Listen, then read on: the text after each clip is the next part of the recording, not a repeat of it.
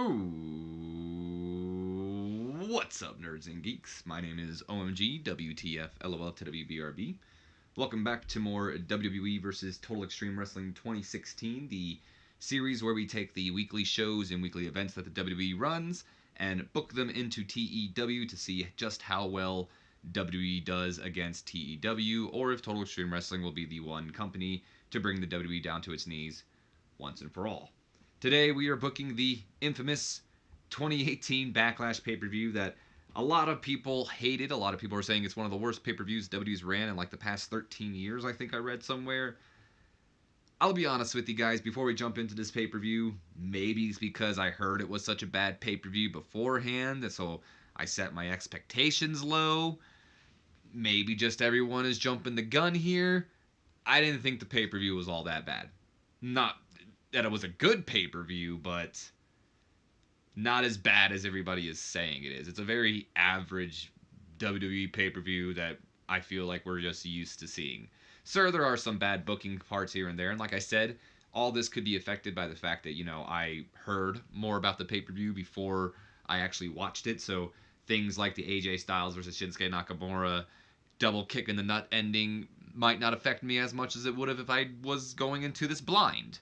I still think it's a stupid ending, but I don't know. I don't feel like this is such a bad pay-per-view to the point where everybody's been hating on it so much. I mean, sure, I can see why people don't like it. I mean, Samoa Joe and Roman Reigns main eventing it over the WWE Championship doesn't make any sense. Roman Reigns going over, well, I mean, I'm not going to say it doesn't make any sense, but it's not the most favorable outcome, especially in, an area like New Jersey. So I would know. I used to live in New Jersey. New Jersey's pretty much just Philadelphia and New York combined. Not a good place for, wrestling to, shove someone down the throats that nobody likes. Nonetheless, though, I didn't think this was as bad as a pay-per-view as many people put it, so we are going to jump right into this, though. Nothing of note really to say here. There's no, as you can see, no match versus angles where one has more than the other. One thing we are going to talk about is going to be right now. We have a pre-show match. It was Bayley versus Ruby Riott. It was on the pre-show. By the way, we are held in the Prudential Center. I believe we sold out. There's 19,500 people here, and I think that was the exact amount that could be here because we were expecting like 20-something thousand. Nonetheless, there is a pre-show. And before we get into the actual match, there's something I kind of want to run by you guys. Now, I didn't really watch the full pre-show because I figured, I just kind of want to get this done and booked. And I just threw the pre-show together last minute and threw the one match on there. The pre-show normally contains a lot more than just one match. There's a lot of angles. Like, for instance, this pre-show had an angle between Miz and the Miztourage. They had an angle where Peyton Royce and Billy Kay were poking fun at, I don't know his name, one of those weirdo guys. Nonetheless, though, there is other stuff on the pre-show, but the problem with pre-show in Total Extreme Wrestling and the pre-show in real life is the pre-show in real life is actually being seen by people. Like, you have the option to watch that if you want on YouTube or the WWE Network or anything.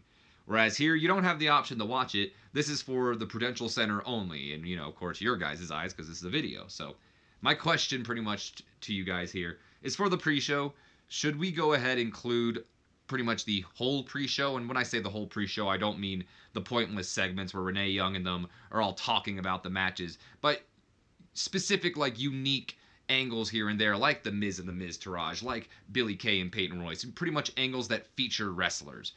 Or should we just stick to the, the matches they host on the pre-show and just be there? Or should we just ignore the pre-show in general, since technically nobody's seeing this compared to people in real life, so they're not going to get the popularity boost like they would in real life, which honestly I don't think many people watch the pre-show in the first place.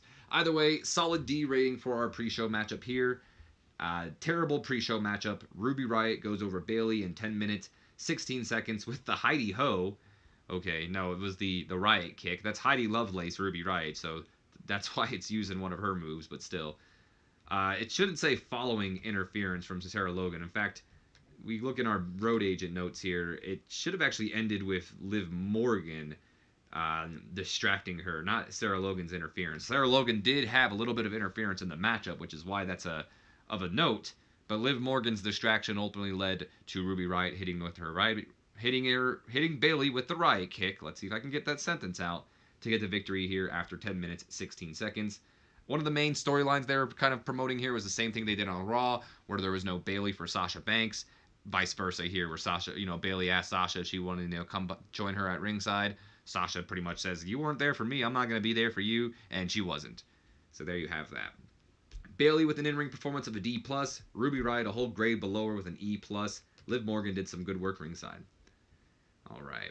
So to open up the show, we have a couple of, technically I can't fit both these in a full segment, so I split them up and it's a 3-minute segment full altogether. So we just have the Backlash opening video, which pretty much hypes up the matches we'll see tonight. Roman Reigns, Samoa Joe, Alexa Bliss, Nia Jax, Daniel Bryan and Big Cass, Carmella and Charlotte Flair. And all these matches are the ones that were advertised. These aren't matches that I just decided to put on here because Braun Strowman and Bobby Lashley wasn't advertised. But in part 2, we have AJ Styles and Nakamura and Miz and Seth Rollins all being advertised as well. Then we jump into our first match of the night, what a lot of people feel is the best match of the night, myself included. Miz versus Seth Rollins over the Intercontinental Championship, which gets a C+ rating. Decent matchup here. Seth Rollins goes over the Miz in 22 minutes, 59 seconds with the ripcord knee. Nope, just with the stomp. They changed the name of the curb stomp to the stomp, so I'm not as mad about it, but the curb stomp is such a better name. Either way, Rollins makes his first defense, or excuse me, not his first defense, his third defense of the Intercontinental Championship match. Good match, good opening match between the two in real life. Very average here. If this was real Backlash, I would say that it would probably be more of a B+, or maybe even a solid B. B- is like pushing it, but C+, that's a little bit of a low rating for what we actually got here. Nonetheless, though, the match itself was great. Great storytelling. Miz was booked perfectly in this match. Like, he looked like a champion as well. Like, usually Miz is booked like a cowardly guy. Here he was presented as like a competent challenger to Seth Rollins. So it was a really good matchup here. Famously, Tyson Kidd was the road agent for this matchup. And in fact, I had intended on Tyson Kidd being our road agent for this matchup. But unfortunately, the Who strikes again.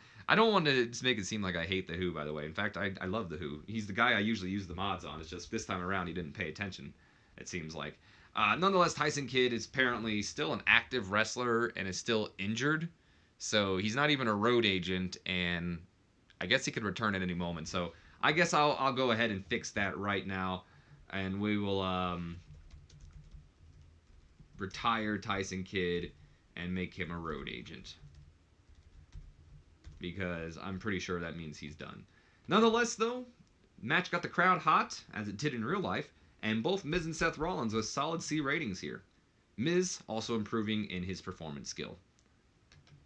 We then jump to our video package for our next match for the Raw Women's Championship between Alexa Bliss and Nia Jax.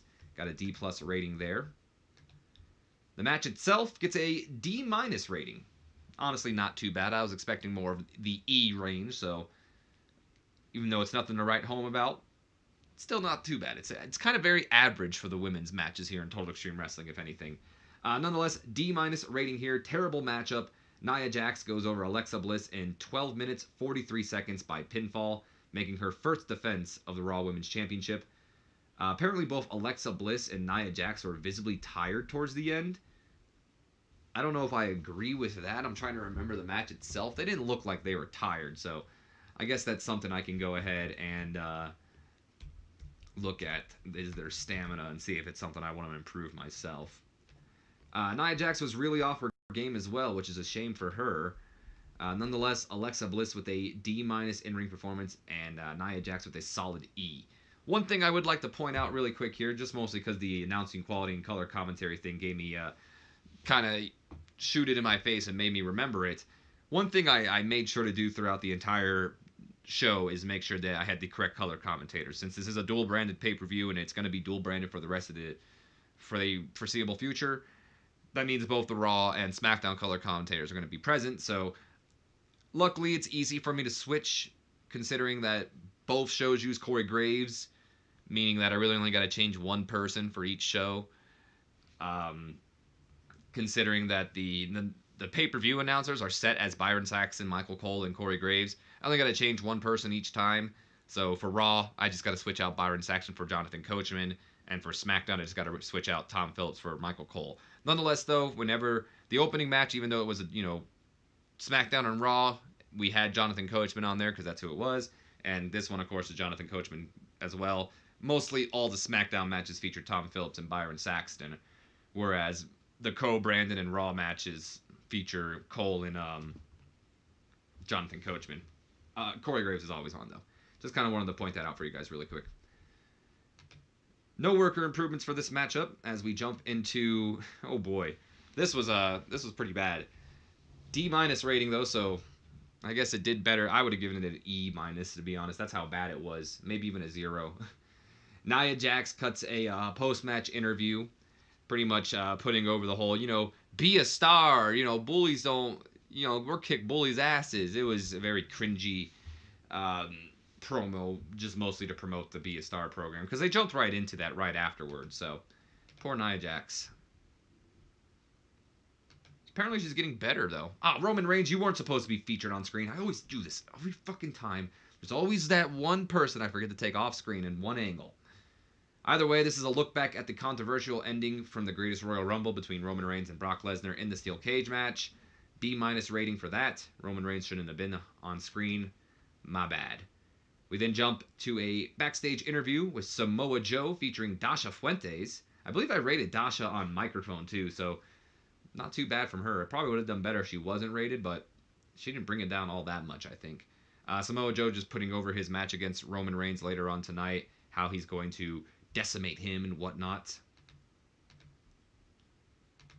And then we jump into a look back at the feud between Randy Orton and Jeff Hardy, which gets a solid C. Just looking back pretty much to Jeff Hardy interrupting Randy Orton during his entrance, then Randy Orton doing it to him a week later, and then Orton hitting Jeff with the RKO this past SmackDown. So nothing special there. Solid C.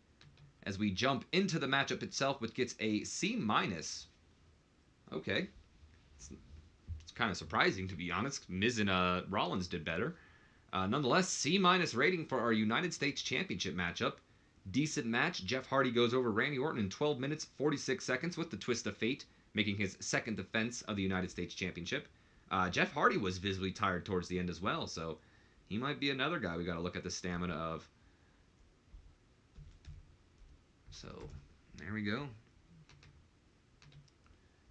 Jeff's getting better at his gimmick. Orton had a C+ in-ring performance, and Jeff Hardy with a solid C here. Orton's improving at his performance as well. By the way, that Swanton bomb Randy Orton took, good God, that looked bad. C- rating for our Elias concert, which is interrupted by Big E, Xavier Woods, and Kofi Kingston of the New Day, Aiden English and Rusev of Rusev Day, No Way Jose and his conga line, which also featured Titus Worldwide and Breezango, who unfortunately I'm not able to fit into this angle, so they weren't featured. And then Bobby Roode, who ended up ruining the fun and hitting the glorious DDT onto Elias to end the concert, and then danced the conga line away with everybody but Rusev Day, who are also sticks in the mud, it seems like. Not a bad segment here. Elias trying to get over his concert for Bruce Springsteen, I believe it was. I don't know. It was very funny. It's like, you know what? If that's how you guys are going to be, I'm just going to leave. And he kept teasing like he's going to leave. And then finally he sits down and goes, no, Bruce needs to hear this. Elias is great. I love Elias. Nonetheless, not a bad angle. Nothing really too special, but it was fun. It wasn't unwelcomed. No Way Jose is getting better at his gimmick. Kofi Kingston came across well, I should say. No Way Jose looked lost out there, which is unfortunate for him. And there you have it. What's this handling change? Oh, it's just for Rusev Day's heel turn or face turn that may never come. Bobby Roode is also developing better performance skills, so good on him as well. Solid C rating for our next upcoming match between Daniel Bryan and Cass. The video package for that match, I should say.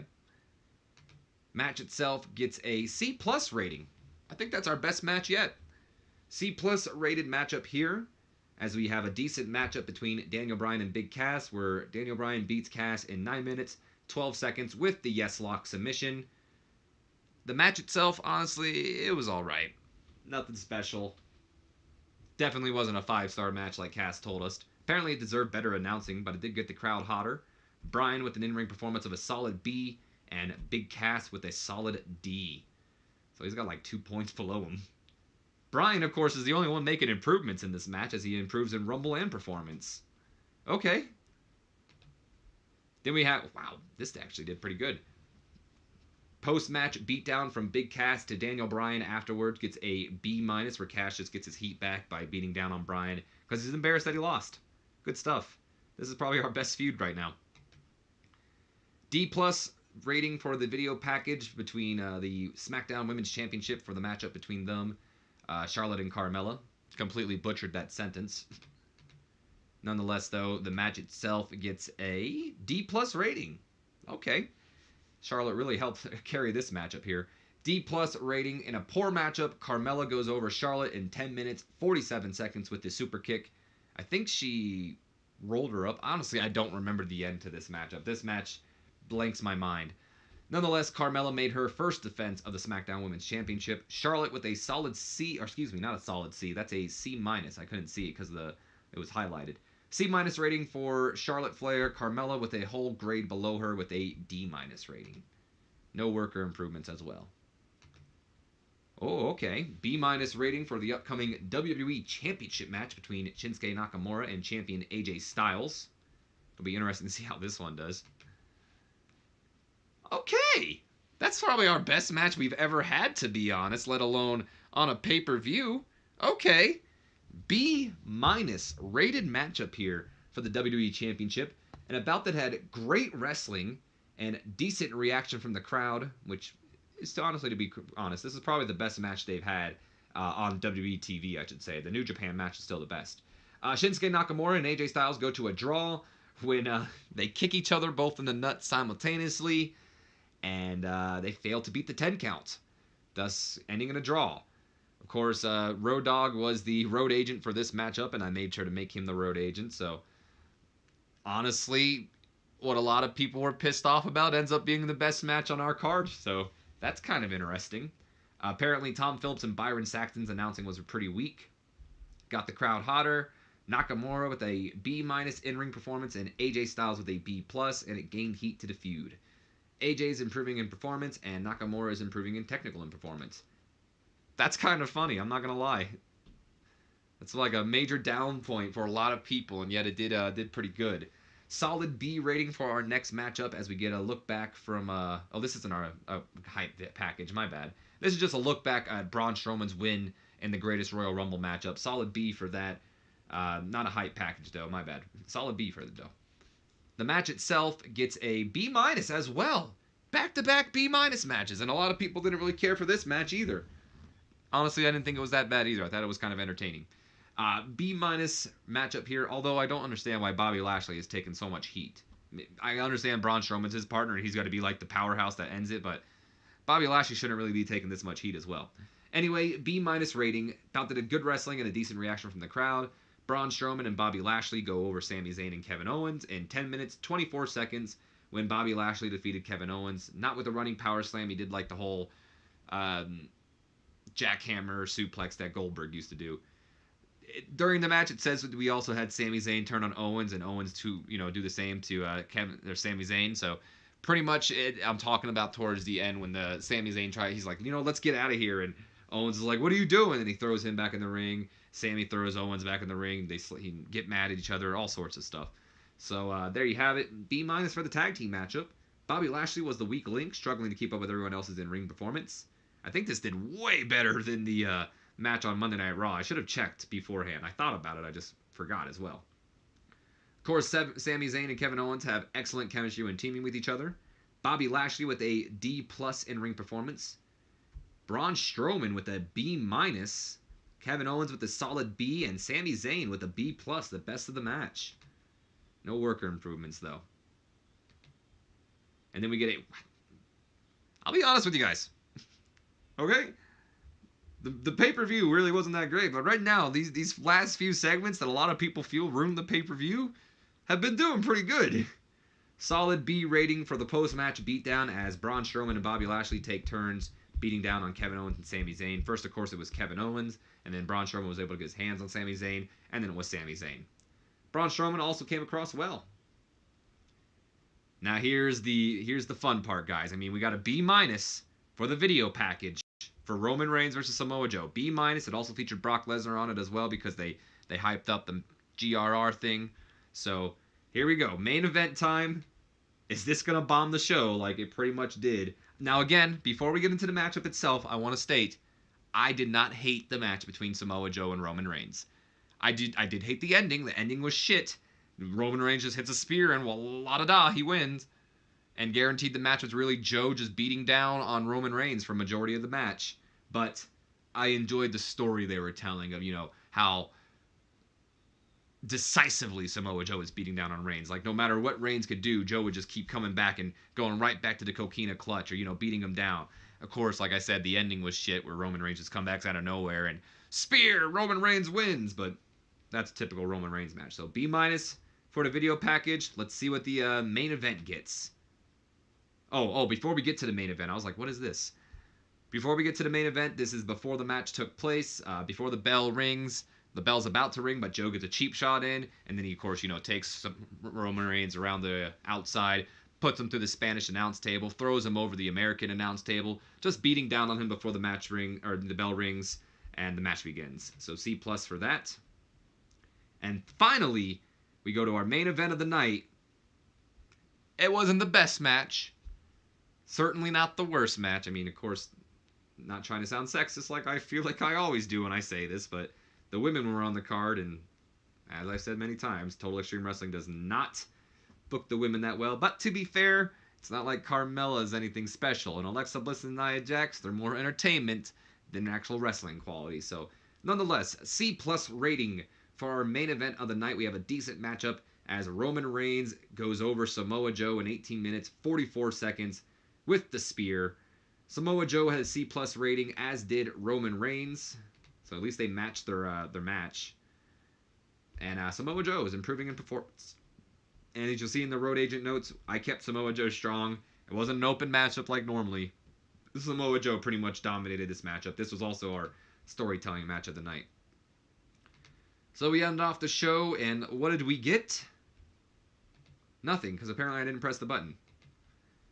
We end off the show, and what did we get? Solid C rating. It's not bad. I think Brian Zane rated this like a D+, so there you have it. Solid C rating. It's a very average pay-per-view, just about what I feel. Of course, not enough interesting storylines. Lost us our popularity in 23 regions. Solid C rating, though. Not too shabby. Not too shabby. Don't remember what the Greatest Royal Rumble got. Nonetheless, we are going to have to... I'm going to have to make a speech here, and we're going to tell Shinsuke Nakamura, we're going to compliment him on a good performance, we're going to compliment AJ Styles on a good performance, and I'm also going to compliment Sami Zayn, because he was the best in that tag team match, so all three of them are going to get their compliments tonight. Nakamura seemed pleased, AJ Styles seemed pleased, and Sami Zayn seemed pleased. All in all, Backlash really wasn't all that bad. It wasn't, I wouldn't say it was the worst pay-per-view of 2018 in real life. Hell, even in this game right now, I mean, it could be the worst pay-per-view of 2018. I'd have to think back at the pay-per-views we've currently seen, but we still got a long ways to go. I mean, there's 12 months in the year, so we still got a long ways to go, but nonetheless, I still don't think Backlash was that great of a pay-per-view. I don't think it was a good pay-per-view, but I don't think it was a bad pay-per-view. And apparently, neither did Total Extreme Wrestling. Total Extreme Wrestling also thought it was a very average pay-per-view at best as well. So, with Backlash out of the way, though, we can now move on to what I guess now is the current week. I mean, this is being recorded on May 10th. Probably will be uploaded on May 11th because I got work in a few hours, or like an hour now, so I doubt I'm going to be able to upload it in time. By the time I'm back from work, it'll be like 11 o'clock, so I'm sure you guys don't care about that, though.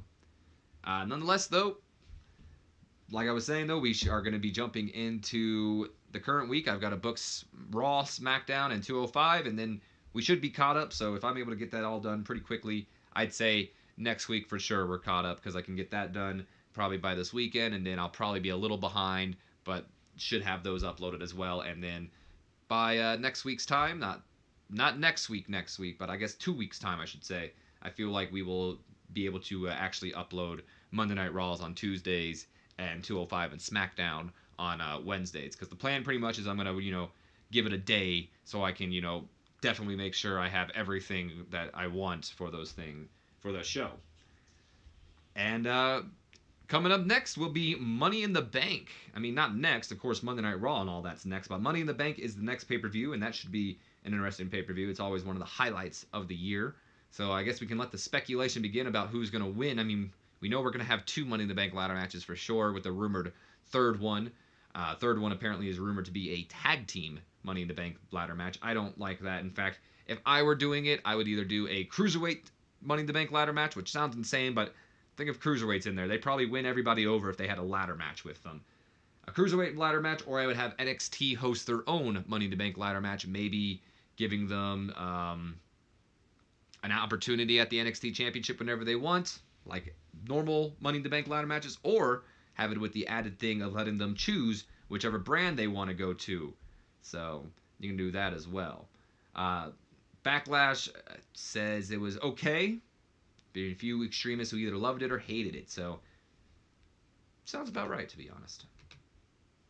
What do we have here, though? Oh, Michael Hayes says, no way Jose can't sell worth a damn, in my opinion. The kid needs to learn how to work. Well, Michael Hayes, I don't understand how you developed that opinion, because No Way Jose didn't have a match last night, so that doesn't make any sense. Rodog says, Aiden English is a natural talker. The kid is worth giving promo time, in my opinion. I agree, Rodog. Randy Orton also says, no way Jose can't sell worth a damn. Again, not sure how you developed... No Way Jose didn't even take a bump last night, so I don't understand where you guys are coming from. Apparently David Otunga has some minor morale issues. Oh, I didn't get to be on Backlash. Here, take your money, okay? $52,000. That'll shut you up for a while. And you know what? Our first month, guys, is out of the way, and we still made a profit. I didn't alter anything. We still made a profit. A damn good profit, nonetheless, so... That's pretty impressive, if you ask me. That's pretty impressive. Despite, losing our popularity and not having any interesting storylines going on and all this stuff, we still gained profit. We still made a major profit as well. So we can look at it right here. As of right now, with 1 month behind us, not even really 1 month probably, SmackDown from April 2018, don't know which one it is. I mean, I could probably look it up. That's our best event so far. Our best match was Shinsuke Nakamura and AJ Styles from the previous Backlash pay-per-view. And look at that. They actually tied their previous match. B- for both of them. Backlash, of course, had the best attendance record. And we don't do pay-per-view buy rates because we have the network now. So, I don't know. Nonetheless, though, guys, that is going to be the end of this video. Coming up next will be Monday Night Raw as we book towards the Money in the Bank pay-per-view. As always, my name's been OMG, WTF, LOL to WBRB. I hope you guys have enjoyed. If you have, do me a favor, leave me a comment, like, and subscribe if you have not already. And as always, don't forget to share this video with your friends, your Facebooks, your Twitter, all the social media accounts out there that I may not even be aware of. And, of course, if you know a buddy of yours that would enjoy my content, give them a share as well. Maybe introduce somebody to the family, help it grow. I'm going to start doing this for only pay-per-views because I feel like it might get annoying after a while if I do it on Monday Night Raw and all that. So for pay-per-views only, especially since this is a pay-per-view, we're going to be doing it here. I will be mentioning the Patreon page, since that is usually where a lot of people come from. And if you made it this far by now, it shows you're kind of a loyal fan. So I've got a Patreon page. You can always look me up at OMGWTFLOTWBRB on the Patreon. And if you want to help out the channel in any way, help us get a better laptop, better quality stuff we can get going, greatly appreciated, not required, but it's always appreciated. And there's a tier thing over there as well where people get rewards and all that. As always, I've got associates. If you want to check them out, they're down below in the description. Please do give them all a look at. Maybe find someone that you like today as well and subscribe to them as well. That's going to be the end, though. I will see you guys for Monday Night Raw. Have a great day.